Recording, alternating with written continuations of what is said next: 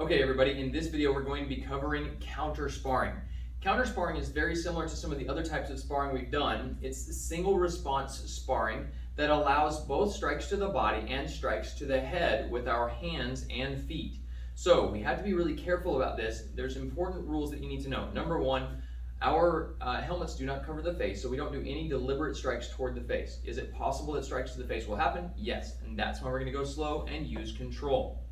The second thing you need to know is that there are no strikes below the waist allowed, no elbows, no knees, no open hand strikes like palm strikes or knife hands or anything like that. We are going to allow back fists, hammer fists, jabs, crosses, hooks, those sorts of things. Good straight punches, nice quality punches and kicks, no craziness, all right? No leg sweeps or anything like that. We're just going to keep everything standing. This is going to teach you how to flow through some different things as you're working on changing ranges. So I have some helpers here. They're going to come in and we're going to bow in. I'm going to show you how this works. All right. So they bow to each other and they assume their fighting stance. Now they're not wearing gear today, so we're not going to do contact. But what happens is one of them is going to choose an attack. So the attack happens and then all of a sudden the response happens. So go ahead.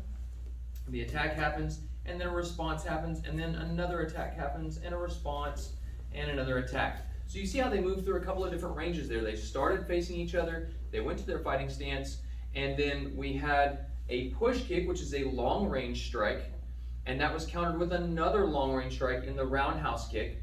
That was then followed by Christy moving in for a punch as she closed the distance after the roundhouse kick. This is really important that you guys understand how to close distance. If something is coming at you, you should either choose to move back and away from it or in and collapse over it to strike again. So let's do that one more time and see if you guys can see that happen. Ready? Begin.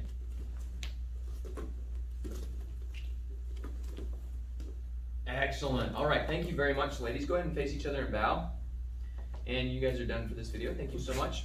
All right, make sure that if you're practicing this at home, you're practicing with somebody who knows how to control their strikes. Don't just go find a buddy in the parking lot to try this with, okay? When you're practicing it in class, make sure you're always using control first and great technique. Once you've learned control and technique, then you can start adding speed. All right, guys, I hope that was helpful. Make sure you practice, even if you're just shadow sparring at home. We'll see you guys in the next one.